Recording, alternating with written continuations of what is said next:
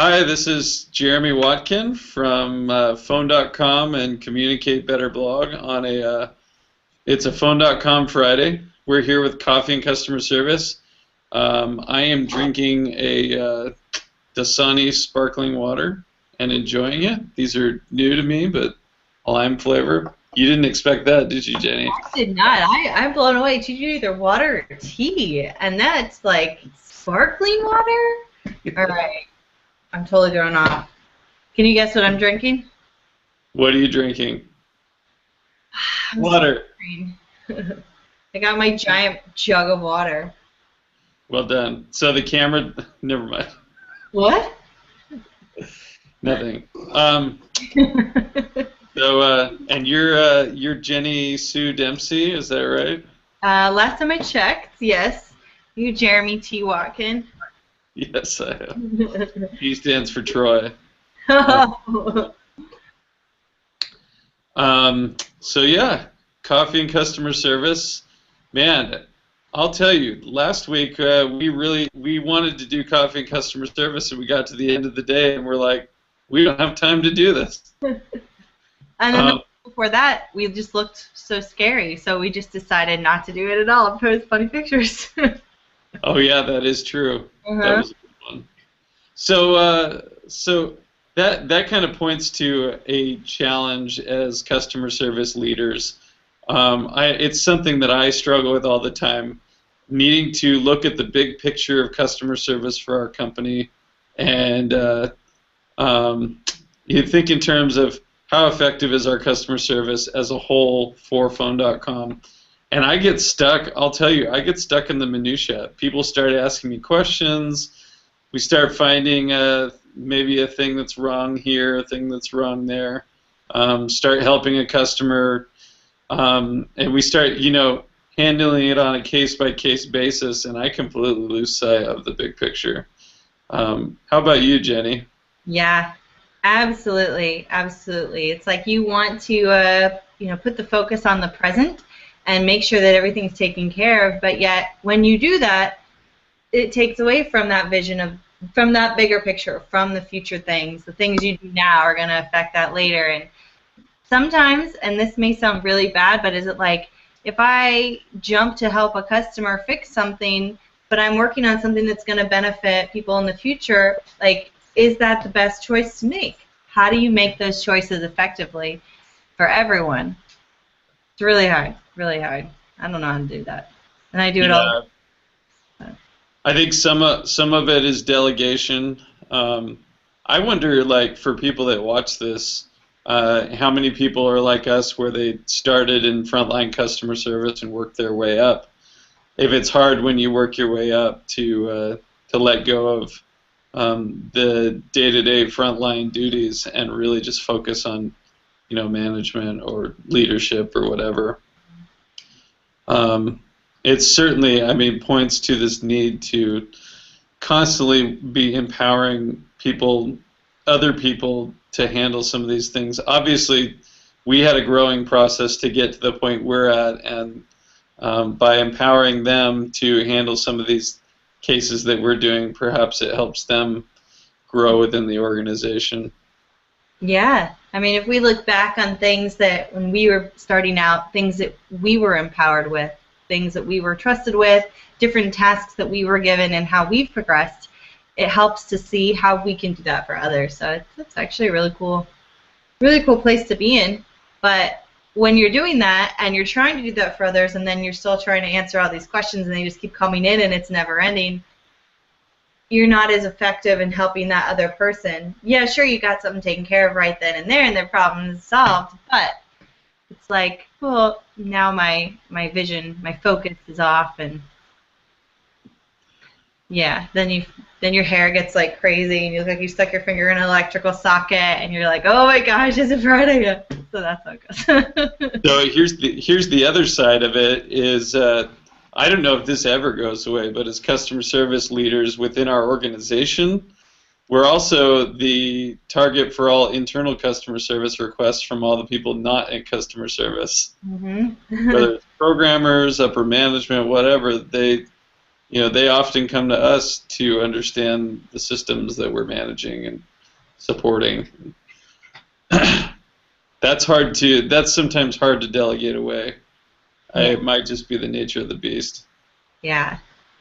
It is, but sometimes it's like nice to be the person that people go to. Like I like that feeling. I like being that person, but then how effective is it in the long run? I guess that's the big question that we're trying to figure out is that effective for everyone? Yeah. Well, hey, I think we're doing a good job here by stepping back and just talking about it. Yeah, absolutely. Certainly want to achieve balance. Hey, is that a digital photo frame in your background? It is. It is. I am at my boyfriend's house, and his parents have all their family pictures in there, so I get to see all sorts of embarrassing photos of him all the time. It's wonderful. That's awesome. I haven't really seen many of mine, so it's not so fair, but it's great for me to laugh at. Yeah. So to segue into kind of our week of customer service and blogging, we for the last 3 weeks with our Monday motivation post, we've talked a little bit about being positive, and along with that was thinking about 3 things we're grateful for each day, thinking about one, I guess I forget the wording, but one awesome thing that happened to us within the last 24 hours, exercising, meditating, and a random act of kindness. So in general, Jenny, how's it gone? Well, I'll say one more thing. So this week was really we started on week 3 of it, and it's like we're not isolating this to 3 weeks. We recognize that an attitude of gratefulness, a healthy lifestyle, is ultimately going to help us be more positive people and be more successful and I think fulfilled. But how's it gone, Jenny, from your perspective? Well, you know what? I keep these things in my mind, so they're always in my head, but it's very challenging, and especially when I feel like those are things would be great if you get in a kind of a routine with them. I made that post about tweeting, and I think I did it for like 3 days, and then I just like in my personal life I have so much going on, transition, moving, this and that, and so I just felt so thrown off from everything, and I didn't keep it up.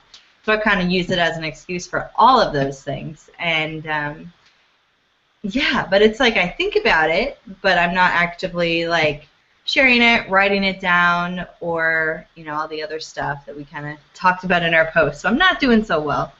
How are you doing with it? I would say I was about 50-50.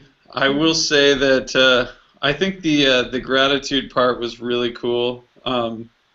I did notice on some days, I know I have one day where I have lots of meetings, and I just don't enjoy meetings that much. But at the beginning of that day, I had taken the time to think of 3 things I was grateful for, and it really did color everything a little bit better that day.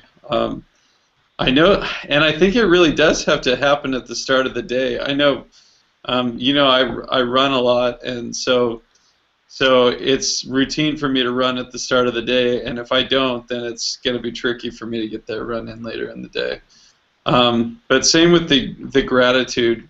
I think if I don't do it and I really go down a negative path mentally throughout the day, then it's really hard to jump out of that. So really trying to remind myself every day that I need to be disciplined enough to do that. Fill my mind with positive things, be grateful for everything that I've been given, and be kind to others. Yeah. So yeah, I was about 50-50, and the one thing that we have to remember is that this is for a lifetime. It's not just for a 3-week span, and it's a discipline. The cool thing is we go to bed every night, and we have a new day every morning to try it over.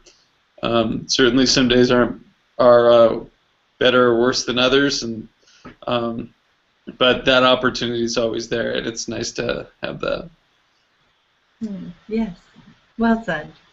But you brought up a good term, disciplined, and I think it really is what it takes. Because we had talked about earlier in the week how easier it is to go the negative route, and the positive route takes so much more effort, and you have to be disciplined in order to do it.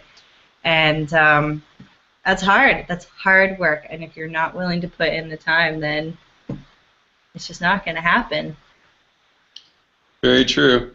So I definitely think we should circle back to that periodically. Yeah. Check in and see how we're doing. But yeah, we can definitely see its benefits. Mm-hmm. So what got you all excited this week in your blogging? You had a couple really inspiring posts there. Well, like on Tuesday, I saw the video from Marie Forleo, who I love her. She's hilarious and so informative, and is all about branding and humor and Pourri. Did you watch it? Okay, I hope you watched it. I think I watched about half of it. Okay. I was like, yeah, this is like, Jenny needs to meet her because her humor is just right up your alley.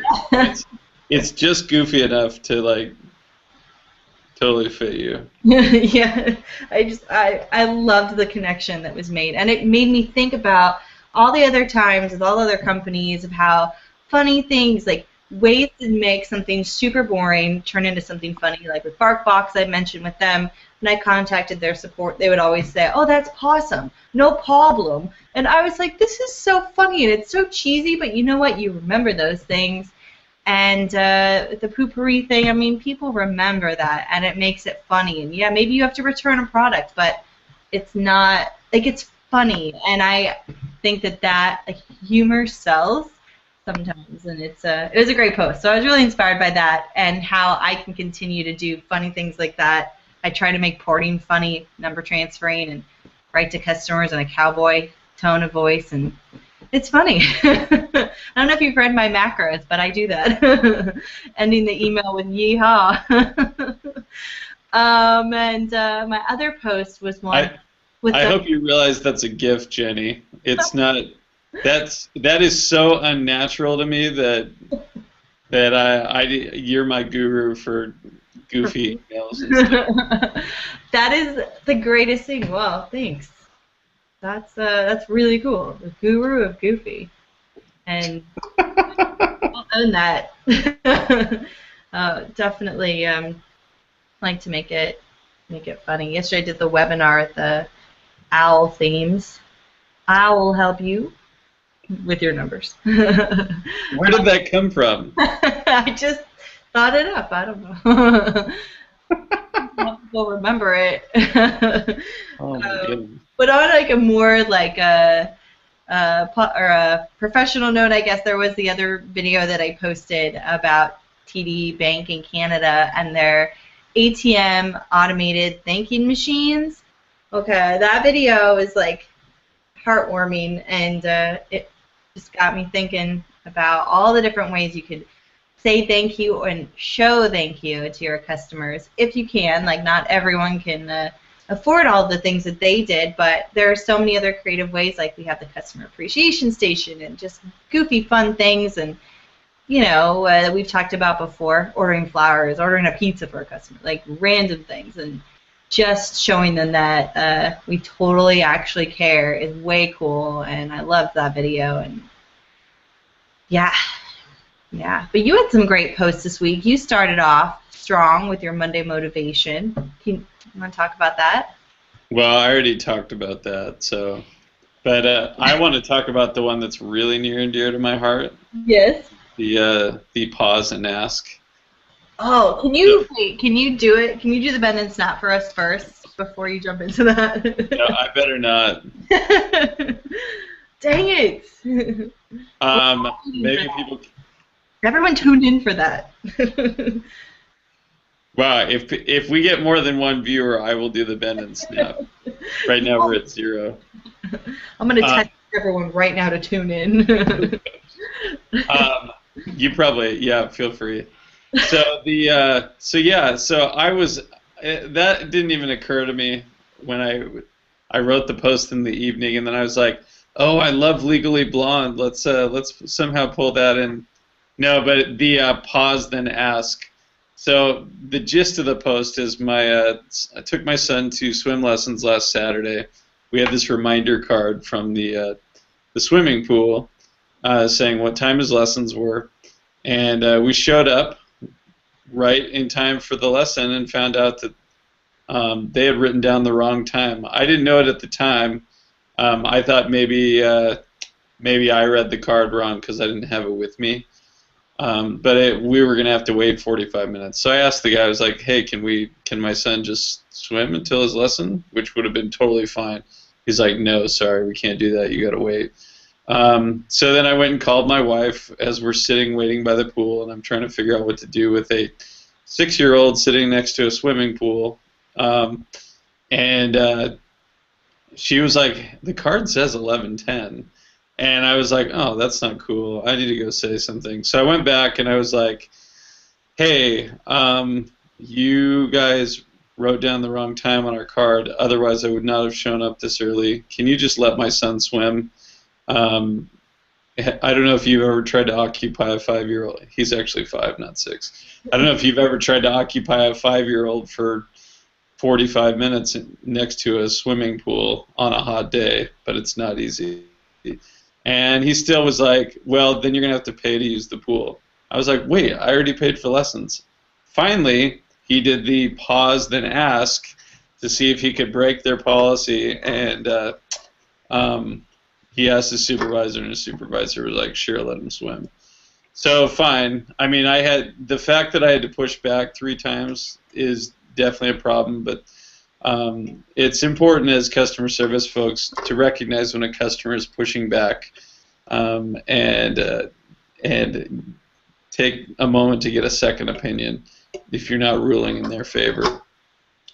Some of the comments have been interesting. Our friend Jeff Toyster mentioned that the real problem there is that the guy behind the counter, I don't think he realizes he's in a customer service position, and his job is to make sure that their customers enjoy their visit to the pool, as opposed to upholding policies and just enforcing them.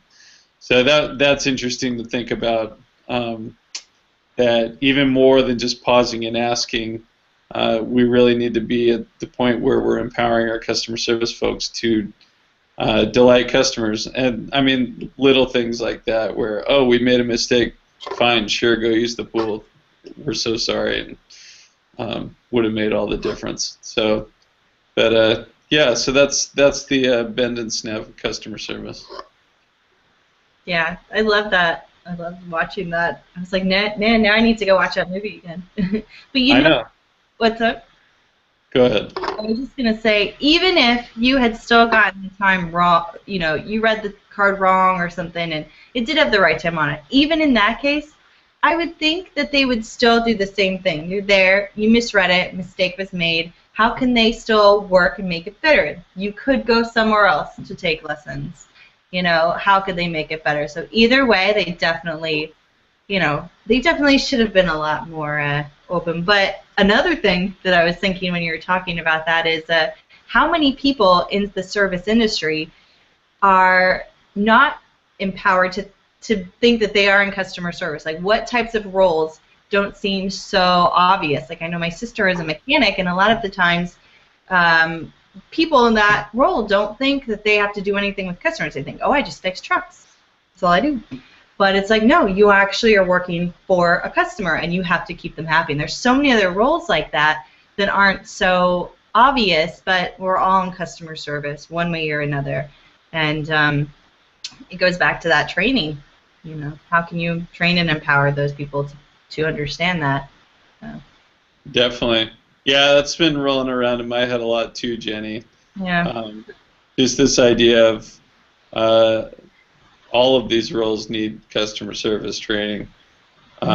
These people, I mean, when people are hired in these roles, their leaders need to understand that there is a huge customer service piece that obviously fixing a car or your sister works on like semi-trucks, doesn't she? Yeah.